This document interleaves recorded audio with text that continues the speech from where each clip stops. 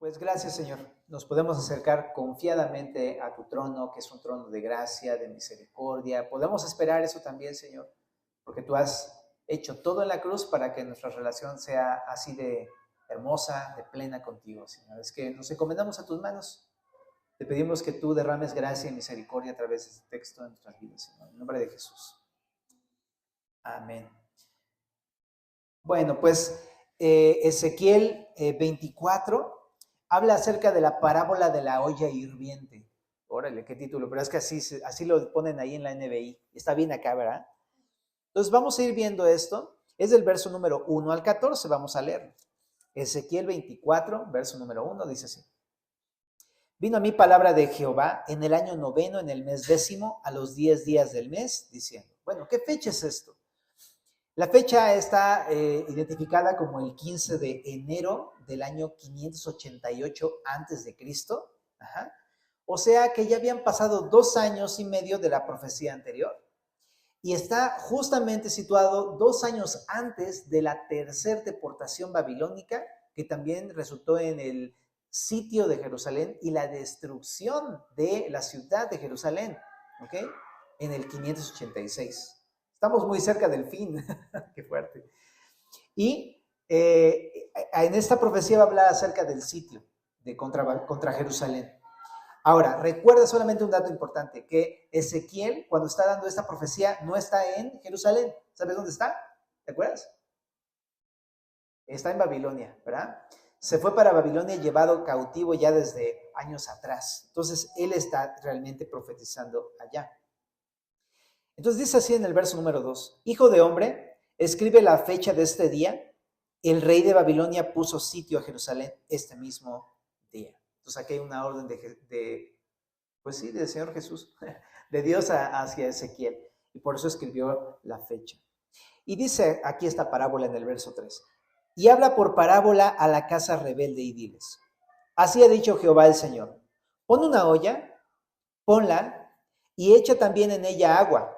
Junta sus piezas de carne en ella, todas buenas piezas, pierna y espalda, llénala de huesos escogidos.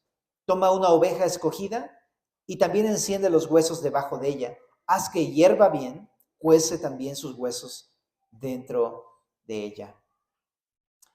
Entonces, interesante, simplemente le manda a hacer un caldo, ¿no? Un caldo de res, bueno, de oveja porque es una oveja, ¿no? Entonces tiene que meter todas las piezas de la oveja allí, cocerlas bien junto con sus huesos, ¿va?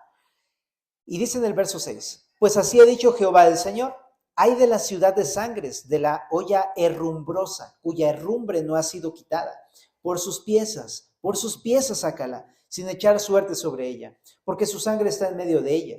Sobre una piedra alisada la ha derramado, no la derramó sobre la tierra para que fuese cubierta con polvo. Habiendo pues hecho subir la ira para hacer venganza, yo pondré su sangre sobre la dura piedra para que no sea cubierta. Por tanto, así ha dicho Jehová el Señor, ay de la ciudad de sangres, pues también haré yo gran hoguera, multiplicando la leña y encendiendo el fuego para consumir la carne y hacer la salsa, y los huesos serán quemados. Asentando después la olla vacía sobre sus brasas para que se caldee y se queme su fondo y se funda en su suciedad y se consuma su herrumbre. En vano se cansó y no salió de ella su mucha herrumbre, solo en fuego será su herrumbre consumida. Y dice aquí en el verso 13, y en tu inmunda lujuria padecerás porque te limpié y tú no te limpiaste de tu inmundicia, mas te limpiarás hasta que yo sacie mi ira sobre ti. Yo Jehová he hablado, vendrá y yo lo haré. No me volveré atrás, ni tendré misericordia, ni me arrepentiré. Según tus caminos y tus obras te juzgarán, dice Jehová el Señor.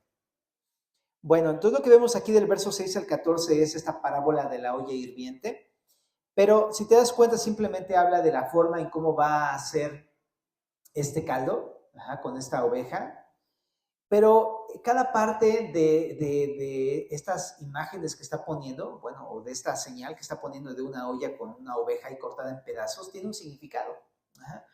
Y más o menos es de la siguiente manera, en el verso 6, la olla es Jerusalén. Y la oveja que va a estar ahí adentro, resulta que dice que es una oveja escogida, son sus habitantes, de su pueblo, que es un pueblo escogido. así como esta oveja ha sido escogida, ellos también han sido escogidos por el Señor. Y dice que es un pueblo de sangres, es una ciudad de sangres, y lanza un lamento, ay de la ciudad de sangres. ¿Qué significa esto? Obviamente está, pues, la imagen es una imagen sangrienta porque hay una muerte, está matando una oveja y está, pues, desollando la oveja y está metiendo las piezas partidas dentro del caldo, y hay todo un caldo con sangre, o sea, es un así, caldo de sangres. Entonces, por eso le dice, hay ciudad de sangres. ¿Pero a qué se refiere? A los homicidios o asesinatos que están aconteciendo en Israel en ese momento. Y ahorita lo vamos a tocar, pero esta ciudad es una ciudad que no era así y se convirtió así en una ciudad llena de homicidios. Y por eso le llama así una ciudad de sangres. Ahora, la imagen es grotesca, ¿no? O sea, si has olido la sangre, ¿qué tiene la sangre? Como amoníaco, ¿es verdad? Esa sustancia que despide, que hace que se vuelva insoportable el olor, ¿no? Y es totalmente repulsivo, ¿no? No quieres estar ahí oliendo toda esa sangre. Pero habla de exactamente del pecado de Israel. Ha sido el homicidio y el asesinato que han cometido en esa ciudad, ha sido repulsivo para Dios. Es una imagen así, cruda. Ahora también dice en el verso 6, hay de la ciudad de sangres de la olla herrumbrosa, cuya herrumbre no ha sido quitada. La herrumbre se refiere a óxido de hierro, herrumbre, ¿no? De hierro. Y representa, pues, cuando un metal se corrompe, pues así queda el material oxidado, ¿no? Entonces, qué interesante que es una olla, pero oxidada. Es una olla que está corrompida. Y eso representa al pueblo. La ciudad de Jerusalén está totalmente corrompida, está llena de corrupción, pues, con la imagen de óxido, ¿no? Entonces, ¿quién prepararía un caldo en una olla oxidada? Pues no, nadie, no sirve para nada, te estás ahí envenenando con el hierro que te estás tomando, ¿no? Entonces, así está la ciudad de Jerusalén, contaminada y corrupta. Y dice aquí que esta herrumbre no había sido quitada. Qué interesante, porque entonces significa que es algo que Dios ya les había mandado que limpiaran de la olla y no lo hicieron. En el verso número 13, lo leímos, ahí dice que la ciudad ya había sido advertida de que no cometiera esos actos y no se habían limpiado. Qué interesante, es una ciudad no arrepentida. Y también ahí en el verso número 6, regresando, dice, por sus piezas, sácala. En la NTV dice, saca los trozos de carne al azar porque ningún pedazo es mejor que otro. Qué fuerte imagen. Lo que está diciendo es que toda la ciudad estaba corrupta, que no había alguien bueno, no había alguien justo, todos se habían corrompido en la ciudad. Y en el verso 7 también dice que su sangre debería estar sobre una piedra dice, sobre una piedra alisada la ha derramado. ¿A qué se refiere? Que los homicidios que habían cometido habían sido cometidos en piedras. ¿A qué se refiere esto? Bueno, en Jeremías 32:25 dice, y edificaron lugares altos a Baal, a los cuales están en el valle del hijo de Hinnom, para hacer pasar por el fuego sus hijos y sus hijas a Moloc, los cuales no les mandé, ni me vino al pensamiento que hiciese esta abominación para pecar a Judá. Se refiere a los homicidios, a la cantidad tan alta de homicidios que habían hecho los israelitas contra sus propios hijos, contra los niños. Qué fuerte, ¿verdad? Y eso es uno de los pecados que aquí sale a relucir. Dios ha visto toda la cantidad de sacrificios que Israel le hizo a Baal y a Moloc. Ahora, no es meramente un asesinato, sino que los asesinatos han sido provocados por la idolatría a estos ídolos. Ahora, lo que dice aquí es, ¿sabes? En el verso número 8. Bueno, en el 7 también dice, derramó su sangre sobre las piedras y no ha echado sobre ella polvo. ¿Qué significa? Pues no han enterrado a estos niños de una manera honrosa, ¿no? Los homicidios han sido homicidios y todavía deshonrosos, la muerte ha sido deshonrosa. Aparte, en el verso 8, por eso, lanza el dictamen. Dice, Dios va a traer retribución con justicia sobre los homicidas. Lo que está diciendo es, así como ustedes han matado a los niños, así serán muertos. Es una retribución justa. Ahora, en el verso número 9 y 10, también vienen varias imágenes. Dice, ahí de la ciudad de sangres, yo haré gran hoguera, y en el verso dice, voy a multiplicar la leña. Entonces, está interesante la imagen, ¿verdad? Porque está diciéndole, le voy a prender y le voy a prender bien a la lumbre. En la Biblia, el fuego simboliza el juicio. Es uno de los significados del fuego. Entonces, lo que está haciendo el Señor aquí es decirles que va a haber un gran juicio contra esos actos, ¿no? Un gran juicio contra los culpables de estos homicidios, contra la ciudad de Jerusalén. En el verso 11 también dice que la olla será encendida al rojo vivo. Ahí lo dice de distinta manera en la Reina Valera, pero en otras traducciones más sencillas lo dice así. Va a prender al rojo vivo esta olla, al punto que esté totalmente encendida la olla, para que sea consumida la herrumbre. Qué interesante. Dice que incluso la carne se va a quemar y la olla misma se va a quemar. Entonces, ¿qué es lo que está diciendo aquí? Ahí donde dice que se caldee es eso, que se ponga el rojo vivo. Lo que quiere hacer el Señor es subirle para quitar todo lo corrupto que hay. Y no hay otra manera de quitar la corrupción si no es a través del juicio que va a hacer. E incluso dice ahí que quemando la olla se va a quemar la herrumbre. Entonces lo que va a hacer es limpiar la ciudad de Jerusalén. Y también por otro lado, en el verso número 11, cuando dice para que se funda en ella su suciedad y se consuma su herrumbre, significa que también si está llegando a tal punto el Señor es porque no hay arrepentimiento en absoluto de parte del pueblo. O sea, el óxido ha quedado tan impregnado que ya no hay otra manera en que pueda ser limpiado que, pues, encendiendo la olla. Qué fuerte, ¿no? Es que corazón tan duro de los israelitas en ese momento, pues que tienen que llegar a este punto. Y en el verso número 13 y 14, menciona que Dios dejará que mueran a causa de su inmunda lujuria o lascivia. Esto de repente podría tener como tintes sexuales, pero no meramente habla de eso, aunque ya dijimos que la inmoralidad acompañaba a los ritos de idolatría en aquella época, sí, pero esto de lujuria y lascivia habla de un deseo desmedido, pero no meramente sexual, sino por los ídolos. O sea, se les cocían las ganas de adorar a sus ídolos. Así, tal cual. Estaban tan gobernados por sus deseos de adorar a sus ídolos que se veían así como todos lujuriosos y lascivos, así, y cuando vamos a cocinar a nuestro próximo sacrificio, porque tenemos que adorar a Baal y tenemos que adorar a Moloch. Todo el tiempo tenían ese corazón. Los controlaban sus deseos totalmente. Es un deseo desmedido por su idolatría. Y entonces esto lo llevaba a cometer actos tan terribles.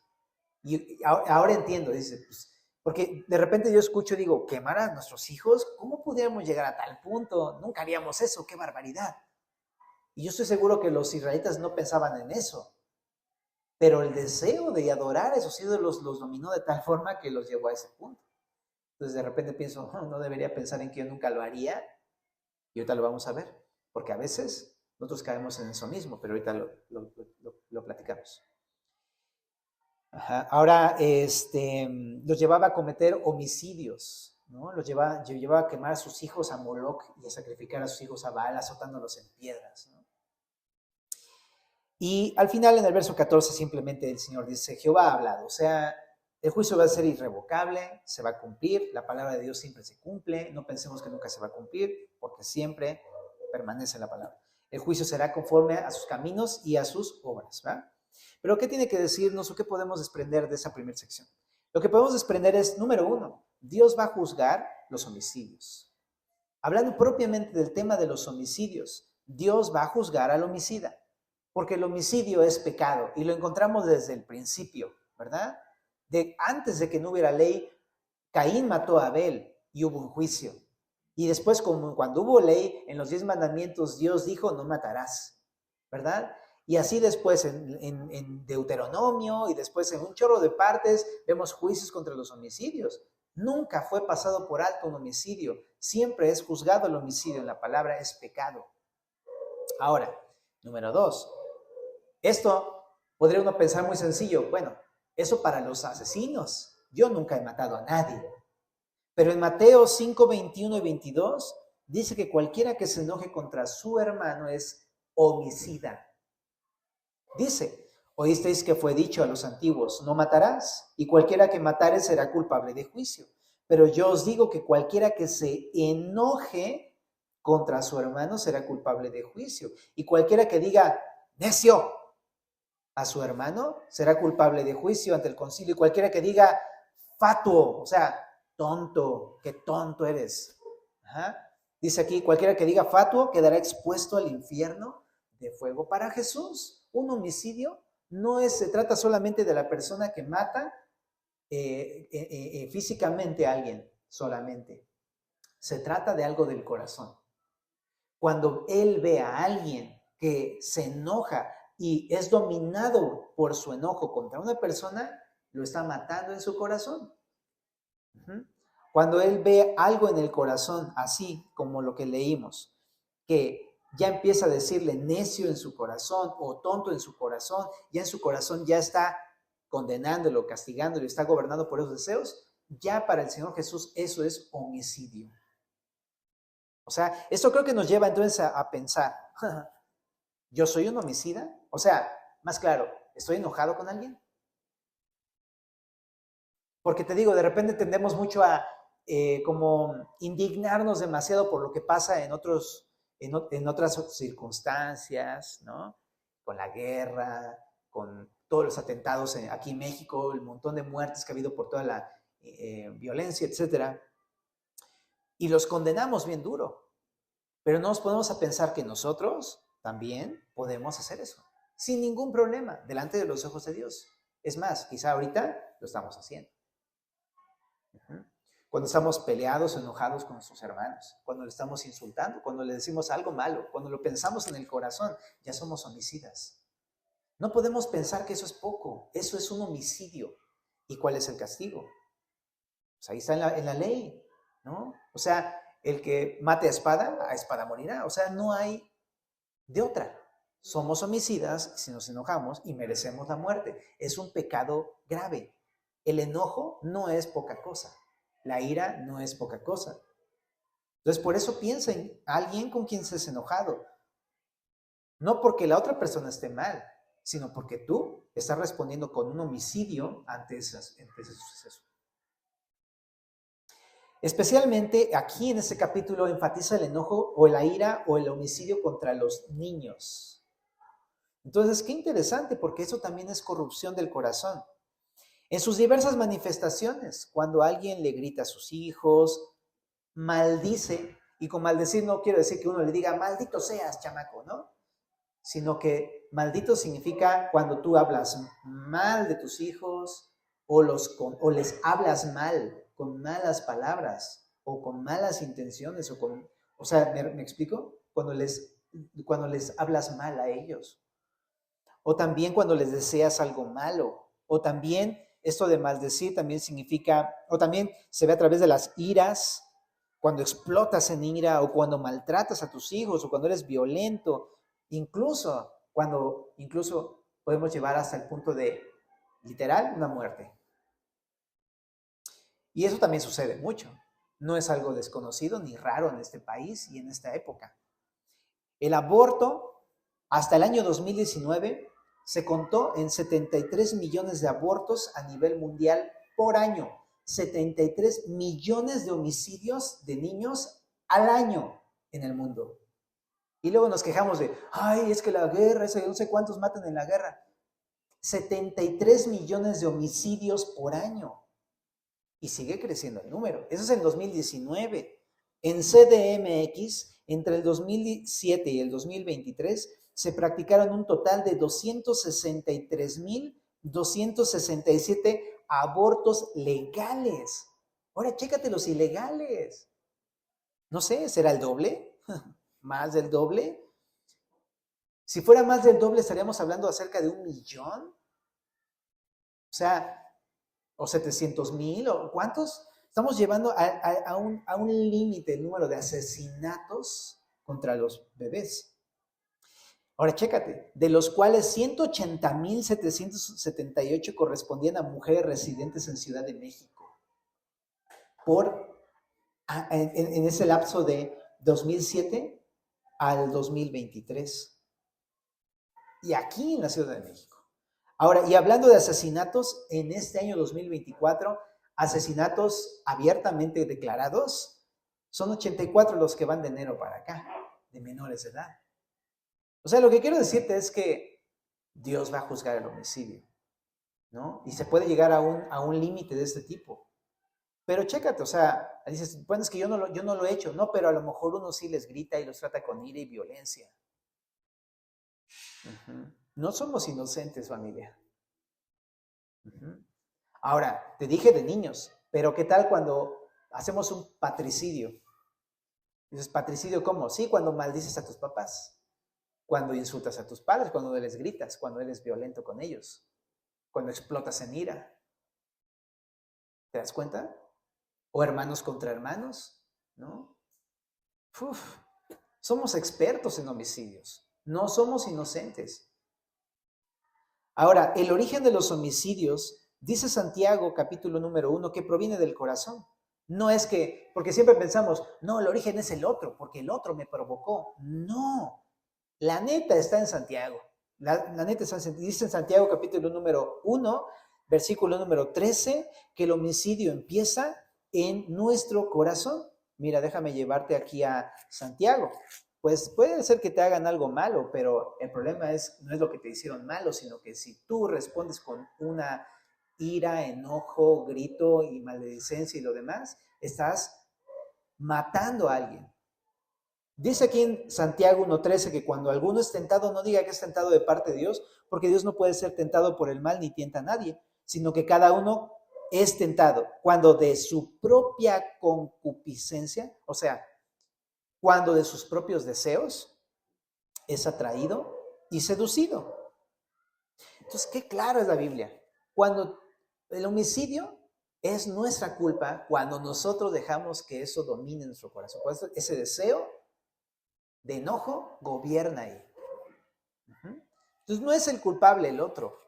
Uno es el culpable cuando uno responde en homicidio. También en Santiago 4, verso número 1 al 3, dice, ¿de dónde vienen las guerras y los pleitos? No nos vayamos a la guerra de Ucrania o de Israel o de guerras así muy grandes. Vamos a pensar en la guerra familiar. ¿Ok? ¿De dónde provienen todos esos conatos entre familias? Dice aquí, no es de vuestras pasiones las cuales combaten en vuestros miembros. Es lo mismo, esta palabra, ya vimos esto la semana anterior y así hemos estado viendo, pero está bueno seguir meditando en eso, pero dice, ¿no es de vuestras pasiones? Lo pregunta.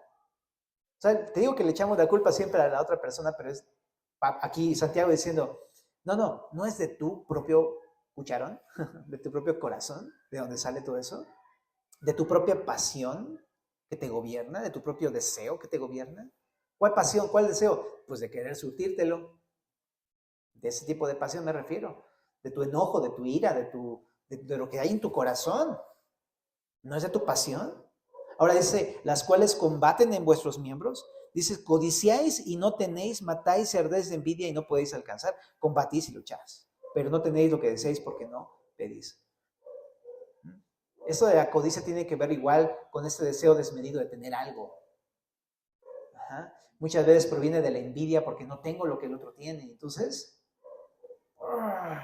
combato en mi corazón y lo quiero. Y como yo no lo tengo, voy y lo tomo. Soy dominado por mi pasión codiciosa.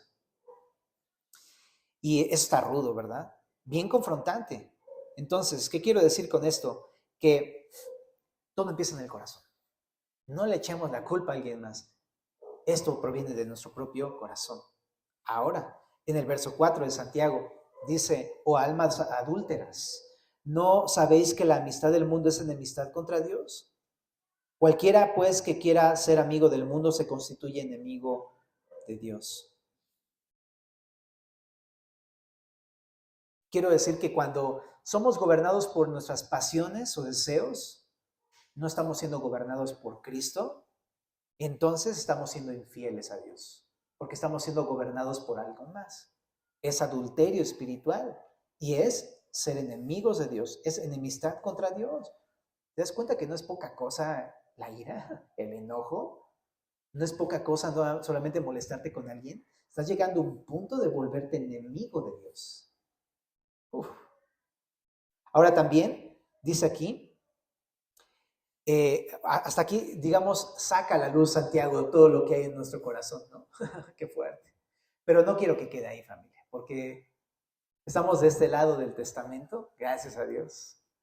Y la buena noticia es que Jesús recibió la ira justa de Dios, que nos merecemos porque nosotros somos los que hemos hecho homicidios.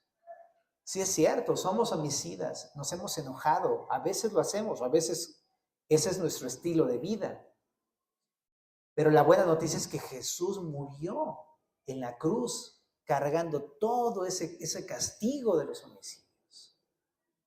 Y es bueno recordarlo porque si pecamos, tenemos un Salvador.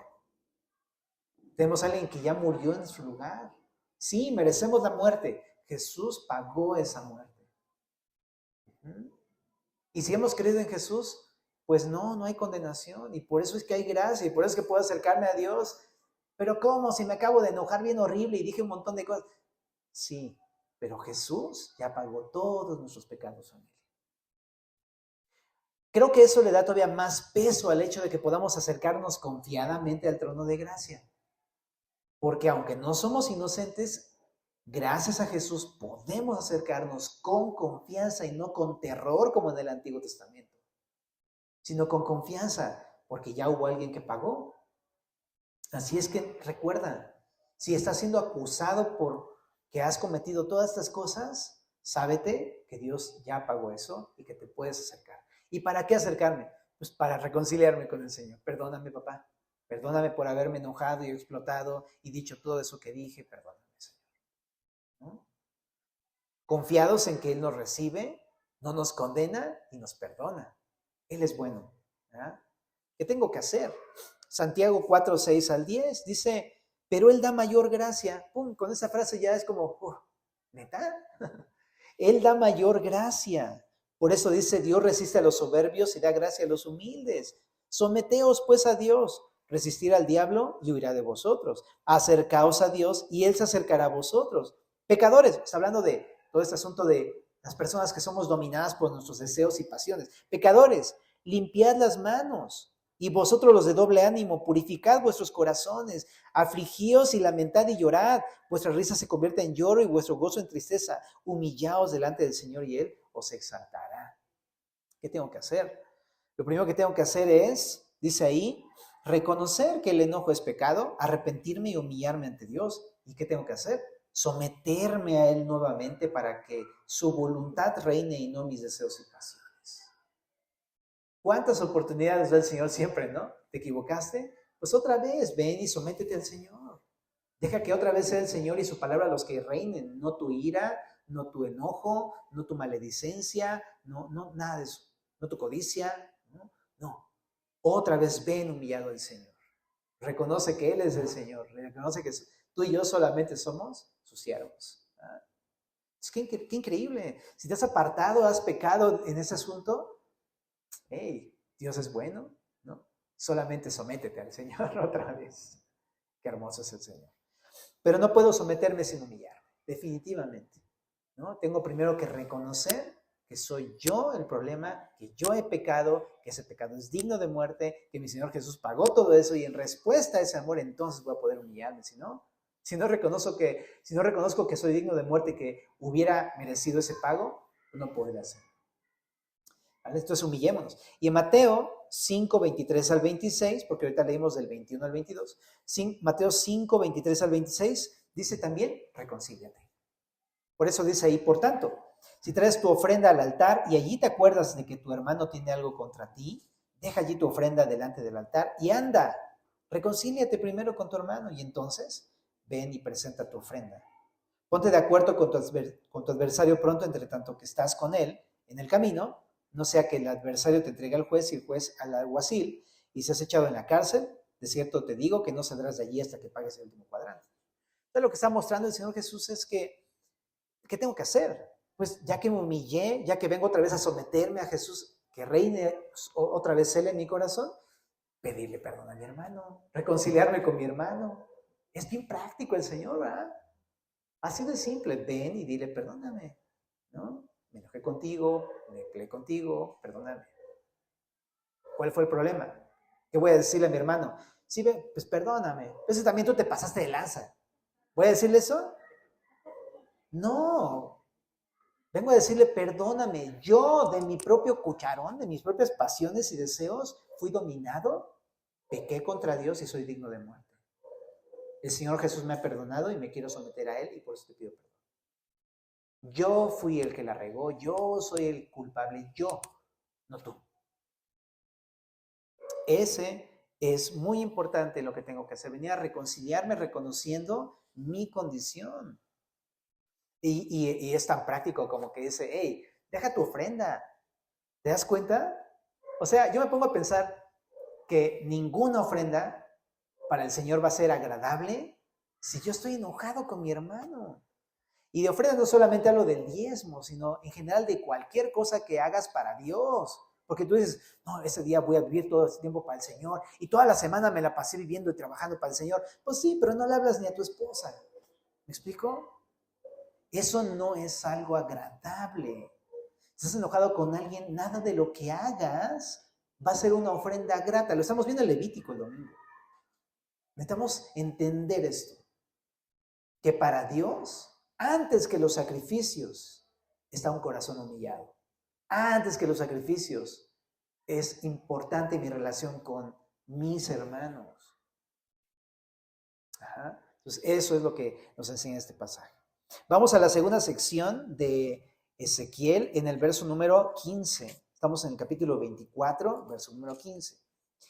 Vino mi palabra de Jehová diciendo, hijo de hombre, he aquí que yo te quito de golpe el deleite de tus ojos. No endeches, ni llores, ni corran tus lágrimas, reprime el suspirar, no hagas luto de mortuorios, ata tu turbante sobre ti y pon tus zapatos en tus pies, y no te cubras con rebozo ni comas pan de enlutados. Hablé al pueblo por la mañana y a la tarde murió mi mujer, y a la mañana hice como me fue mandado. Y me dijo el pueblo, ¿no nos enseñarás qué significan para nosotros estas cosas que haces? Y yo le dije, la palabra de Jehová vino a mí diciendo, di a la casa de Israel, así ha dicho Jehová el Señor. He aquí yo profano mi santuario, la gloria de vuestro poderío, el deseo de vuestros ojos y el deleite de vuestra alma, y vuestros hijos y vuestras hijas que dejasteis caerán a espada. Y haréis de la manera que yo hice, no os cubriréis con rebozo, ni comeréis pan de hombres en luto. Vuestros turbantes estarán sobre vuestras cabezas y vuestros zapatos en vuestros pies. No endecharéis ni lloraréis, sino que os consumiréis a causa de vuestras maldades y gemiréis unos con otros. Ezequiel, pues, os será señal. Según todas las cosas que él hizo, haréis. Cuando esto ocurra, entonces sabréis que yo soy Jehová, el Señor. Y tú, hijo de hombre, el día que yo arrebate a ellos su fortaleza, el gozo de su gloria, el deleite de sus ojos y el anhelo de sus almas, y también sus hijos y sus hijas, ese día vendrá a ti uno que haya escapado para traer las noticias. En aquel día se abrirá tu boca para hablar con el fugitivo, y hablarás y no estará más mudo, y le serás por señal y sabrán que yo soy Jehová. La segunda sección habla de la muerte de la esposa de Ezequiel. ¡Qué complicado! Primeramente vamos a hablar cómo sucedió todo esto, ¿ah? Porque dice ahí en el verso 16, Dios hablando de Ezequiel, hijo de hombre. ¡Qué fuerte! Dios está enseñándole a Ezequiel una gran lección, muy importante y muy interesante. Él es un hijo de hombre. Él no es el soberano, él solamente es un hombre cualquiera, común y corriente. Ajá. Y Dios puede hacer en su soberanía lo que él quiera. ¡Auch! A mí nunca me agradaría una noticia tan complicada o que le pidiera algo tan complicado, o que nos pidiera algo tan complicado como Ezequiel. Pero si Ezequiel lo pudo hacer es porque él entendía esto. Tú y yo solamente somos hijos de hombre. Punto. Y Dios es el soberano. Ahora, le dice aquí, te voy a quitar a tu tesoro más querido, así dice en la NTV. O sea, verso 18, su esposa. Y Ezequiel estaba casado, te das cuenta que ya estaba casado y vivía con ella en Babilonia. Habían sido los dos exiliados. Entonces, qué interesante porque no solamente le va a llamar a su esposa a su presencia, hay algo que le dice muy fuerte. Versos 16 y 17. Uf. No debía expresar su dolor públicamente, solamente podía hacerlo en silencio. Y ahorita vamos a ver por qué. ¿Y qué pasa en el verso 18? Muere su esposa. O sea, un versículo adelante muere su esposa. Y Ezequiel, dice ahí verso 18, ¿qué dice? Se enoja con Dios, le reclama, ¿por qué haces eso? ¿No? ¿Le dice eso? No manches, o sea, yo me asombro. Le dice, ahí dice el texto, y la mañana hice como me fue mandado. La obediencia de Ezequiel, la humillación de Ezequiel, la confianza, porque no hay otra manera de entenderlo, de otra manera, si no es que Ezequiel realmente confiaba en su Dios. O sea, amaba tanto a su Dios y confiaba tanto en su Dios que para él era como, si tú lo quieres, así seas, voy a obedecerte en lo que sea. Estoy totalmente confiado que si tú decidiste esto es porque tú tienes un plan y porque tú eres bueno y me amas y no voy a dudar de eso. O sea, no hay otra manera de entenderlo, ¿estás de acuerdo? Preguntémonos, ¿cuál es la manera en cómo respondemos ante las circunstancias difíciles? La manera en cómo respondemos ante las circunstancias difíciles nos deja ver mucho acerca de nuestra propia fe. Si estamos confiando en el Señor, si realmente estamos sabiendo que Él es un Dios que nos ama, que Él tiene todo en control, que lo que Él decide es lo mejor para mí. ¿Te das cuenta de eso? ¿Qué piensas acerca de Dios? Ahora, también aquí hay una cosa interesante porque en el verso número 19, entonces el pueblo se dio cuenta que había algo diferente en Ezequiel porque era común culturalmente, y no solamente culturalmente, a lo largo de toda la historia, la gente somos así. Alguien fallece, cercano, querido, se muere tu tesoro, ¿y qué haces? O sea, expresas tu dolor público, o sea, es algo que hacemos. El no hacerlo, obviamente que extrañó a toda la comunidad. Entonces se dieron cuenta que esto era una señal de Ezequiel, de parte de Dios, y que había un significado. Por eso le preguntan, a ver, ¿qué significa esto, Ezequiel? Y entonces el significado es el siguiente. La manera en cómo respondió Ezequiel ante la muerte de su esposa significaba lo siguiente. Significaba que el destructor representa al Señor. ¿Te das cuenta en ese pasaje? Porque dice, yo fui el que la llamó. O sea, yo te dije que iba a pasar eso. Entonces, el destructor que había de traer la destrucción de Babilonia sobre Jerusalén es el Señor. ¡Wow! Él está llevando en control la destrucción de su propio pueblo, pero es porque hay algo bueno detrás y porque hay un propósito. Ajá, y eso se lo va a mostrar a los israelitas. Ahora, la esposa de Ezequiel representa a Jerusalén. Jerusalén es el deleite del Señor en ese versículo. Él ama a su esposa. En la Biblia, Jerusalén o la ciudad de Judá es la esposa del Señor, de Jehová. Y la ama. Y es ahora sí que es la luz de sus ojos. Ajá. Es su tesoro más preciado. Pero ¿qué va a hacer con eso? Va a profanarla junto con su templo, su poderío, sus hijos y sus hijas. Va a destruir su ciudad. A la que ama. No es porque no la ame. La ama, pero la va a destruir. Y el esposo representa a los sobrevivientes del pueblo, que no tendrán oportunidad para expresar su duelo, sino que se consumirán en silencio a causa del sitio en Jerusalén. Va a ser tan terrible que ni siquiera van a tener tiempo o forma de expresar su llanto. Van a ser llevados cautivos a Babilonia. Qué fuertes imágenes, ¿verdad? Ahora, Dios usa en el verso número 24 a Ezequiel, y eso es algo que también me voló la cabeza. Dios usa a Ezequiel como señal. No solamente Ezequiel da señales a través de lo que dice, sino que Ezequiel es una señal en este capítulo. No solamente es un mensajero, es un instrumento de Dios. Al verse muerto su mujer, Dios asegura que este juicio es inminente contra los judíos. Y en el verso 25, al final, Dios habla a Ezequiel. Cuando termine el sitio, va a venir un sobreviviente a Ezequiel y le va a contar las noticias. Esto literalmente sucedió en Ezequiel 33:21. Dice así: aconteció en el año 12º de nuestro cautiverio, en el mes 10º, a los 5 días del mes, que vino a mí un fugitivo de Jerusalén, diciendo: la ciudad ha sido conquistada y la mano de Jehová había sido sobre mí la tarde antes de llegar el fugitivo, y había abierto mi boca hasta que vino a mí por la mañana y abrió mi boca y ya no estuve más callado. Esto literalmente sucedió después, ¿verdad? Que vino una persona dándole las noticias acerca de lo que ocurrió en Jerusalén. Pero también hay otro dato interesante. Ahí en el verso 27 dice que Ezequiel se iba a quedar mudo hasta que llegara este mensajero y así sucedió. Ahora, algunos piensan que esto no fue literal, sino simplemente es una manera de expresar que Ezequiel no podía decir cosas buenas al pueblo, sino hasta este momento, porque cuando vino el mensajero y le dio esas noticias de destrucción a Ezequiel, ya no podía ocurrir otra cosa peor. Había acabado el juicio de Dios y a partir de ese momento, Ezequiel se convertiría, digamos así, en un pastor que ahora va a conducir al pueblo a la restauración. Entonces, por eso dice ahí, ahora sí abrió su boca. En un sentido como metafórico. ¿Qué pienso yo? La verdad es que es un poco improbable porque el texto es literal. Entonces, según el maestro Iber Cruz, ¿va? Dice que cuando un texto es literal, no hay manera de entender una cosa figurada porque el contexto es literal. Entonces, yo pienso que es más literal, a lo mejor sí estuvo mudo. Como sea, sí sucedió el asunto de que a partir de ese momento, pues empezó a decir pura cosa bonita y de restauración hacia el pueblo. ¿Okay?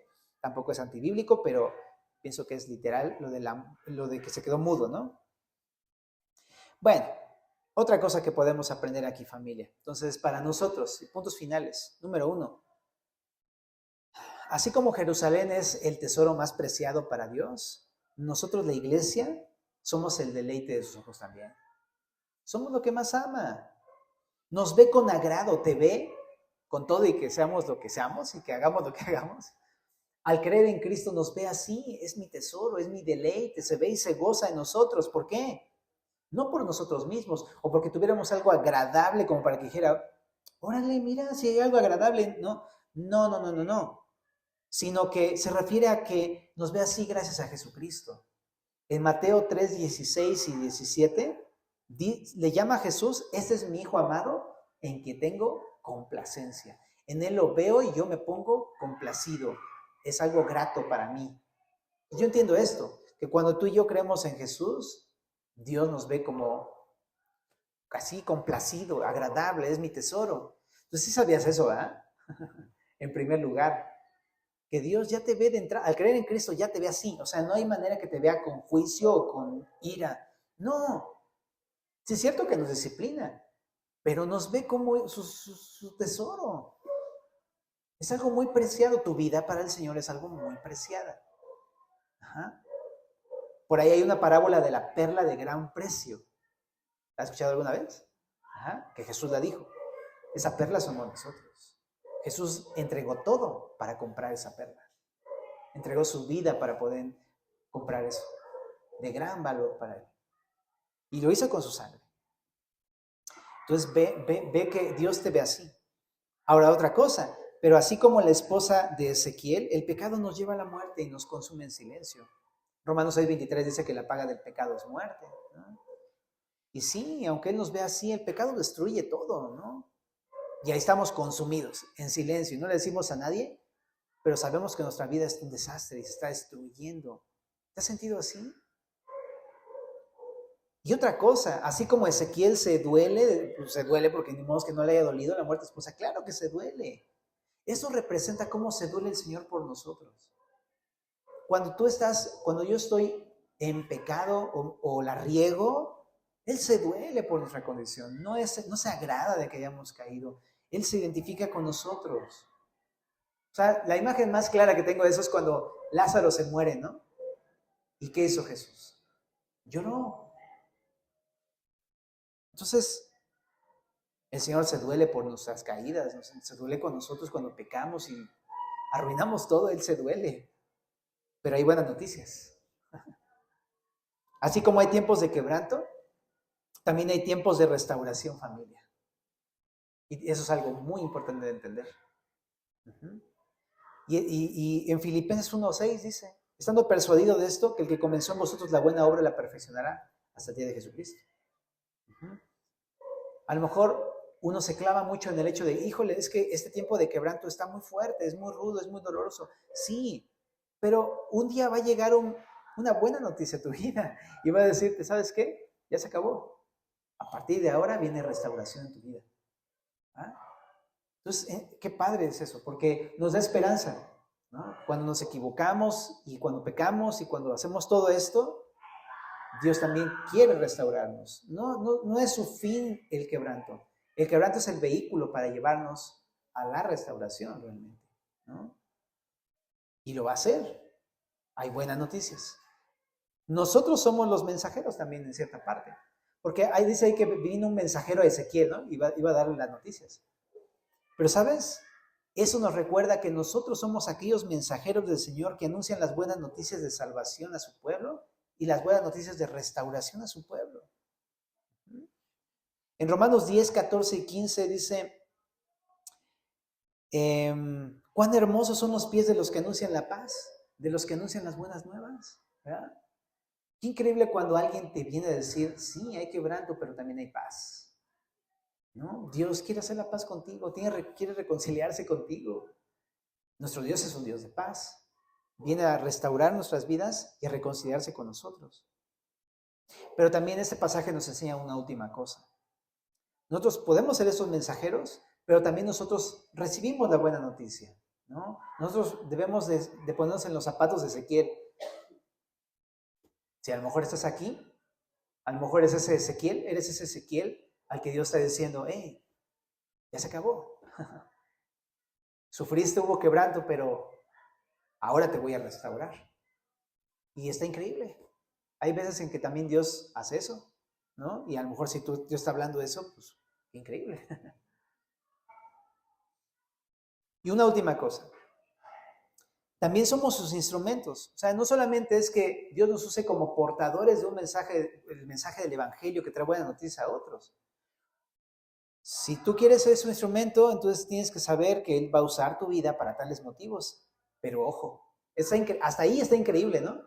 Porque muchos te dicen, tú eres el instrumento de Dios, eres un embajador, y tú dices, amén, aleluya, ¿no? Ya sabes, ese tipo de cosas, ¿no? Pero cuando lees detenidamente que se murió la esposa de Ezequiel porque Ezequiel servía a Dios, ahí está donde no está tan sencillo. Ajá. Es decir, Dios va a usar tu vida y la va a usar a veces de maneras maravillosas, pero a veces no como lo esperamos. Esa es la realidad, ¿ok? Pero si somos del Señor, sabemos que hay un propósito de salvación para otros cuando sucede eso. Por eso en Romanos 8, 28 al 30 dice, y sabemos que a los que aman a Dios, todas las cosas ayudan a bien. ¿A bien de quién? Del propósito de Dios. Por eso aquí adelante dice, esto es a los que conforme a su propósito son llamados. Ajá. Apenas lo que vamos a ver en la vida de Sansón. No tiene que ver con nuestros deseos o con nuestra vida, tiene que ver con el propósito de Dios. Así es que, de acuerdo a ese propósito, todas las cosas que nos usa el Señor, sean buenas, fáciles o difíciles, van de acuerdo a ese propósito. Ahora también dice aquí, porque a los que antes conoció también los predestinó para que fuesen hechos conformes a la imagen de su Hijo, para que Él sea el primogénito entre muchos. ¿Qué quiere Dios? Quiere salvar a las personas. Quiere escoger, quiere salvar, quiere restaurar, quiere glorificar. Dice aquí, a los que predestinó, a esos también llamó, y a los que llamó también justificó, y a los que justificó, eso también glorificó. Eso. ¿Te das cuenta? Lo vimos aquí, apenas me encantó, como lo decían los pastores. Es el especialista en salvación. Y eso es lo que quiere hacer con la gente, y a veces para que la gente crea o sea restaurada, uno va a padecer ciertas cosas para que otros vean la gracia de Dios manifestada a nosotros a favor de ellos. ¿Y qué onda? Ahí sí decimos amén. ¿Verdad que está para meditarlo? Pero es esto, pero confía. Si Dios está permitiendo un quebranto, muchas veces es para la salvación de otras personas. ¿Qué quieres hacer con los que me están viendo a mí? ¿Qué quieres decir, Ezequiel? ¿Por qué no lloras? ¿Por qué estás lleno de gozo en el funeral de tu esposa? Porque yo sé que Dios tiene un propósito de salvación. Uf, gloria a Dios. ¿Oramos? Señor, te damos muchas gracias por tu palabra.